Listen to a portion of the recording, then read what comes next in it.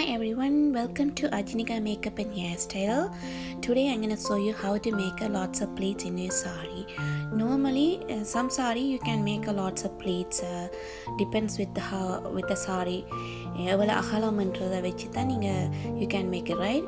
Even அகலம் குறைந்த சாரிலையும் how you can make a lots of pleats என்றதான் இந்த வீடியோ. Full video பார்த்தீங்கன்னா you can understand this video.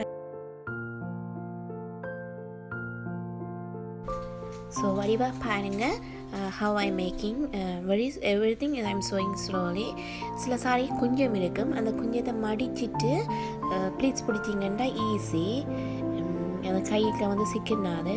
You can see முதல் ப்ளீட்ஸையும் லாஸ்ட் ப்ளீட்ஸையும் நான் என்னோட அளவுக்கு ஏற்ற மாதிரி பிடிக்கிறேன். அதுக்குள்ளே வர ப்ளீட்ஸோட சும்மா like first and last pleats நீங்கள் 5 inch பிடிச்சிங்கன்னா ஒரு ப்ளீட்ஸ் நீங்கள் ப்ளீட்ஸ் உங்களுக்கு ஏற்ற மாதிரி நீங்கள் பிடிக்கலாம். இப்போ உங்களுக்கு நார்மலி 8-9 ப்ளீட்ஸ் வேணுமென்னு சொன்னால் மேல் 2 சைஸையும் உங்களுக்கு ஏற்ற மாதிரி பிடிச்சிட்டு ஒரு சைஸை நீங்கள் எவ்வளோ சின்ன ஆக்கலாம்னா ஆக்கலாம். ஏன்னா நான் பின் தாவணியை பார்த்தீங்கன்னு சொன்னால் நான் விரித்த மாதிரி தனோட்டுக்கு மேலே இதண்டா மாதிரி கொஞ்சம் ப்ளீட்ஸ் முன்னுக்கு செய்கிறத எப்படி கொஞ்சம் விரித்து ஃபேஷனாக செய்கிறோமோ அதேமாதிரி தான் பின்னுக்கும் நான் அப்படி விரித்து காட்டுங்க. நீங்கள் ஃபுல் வீடியோ பார்த்தீங்கன்னா உங்களுக்கு விளங்கும்.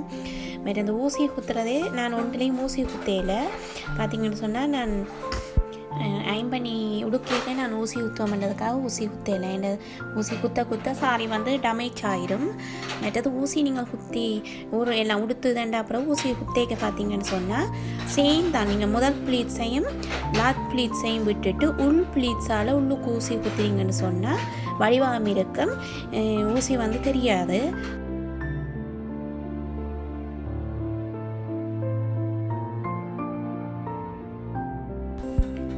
அண்ட் பின் சாரி ப்ளவுஸ்லேருந்து தோமுட்டு வர பகுதிக்கு நான் ஒன்றுக்கு மேலே ஒன்று வச்சுத்தான் ஊசி குத்தி இருக்கிறேன். அதுக்கு பிறகு தான் மெல்ல பரவி நான் விரிச்ச மாதிரி ஊசி ஊற்றி இருக்கிறேன். நீங்கள் பார்த்தீங்கன்னா தெரியும். And if you useful and helpful for you please subscribe and support for me. Thank you so much.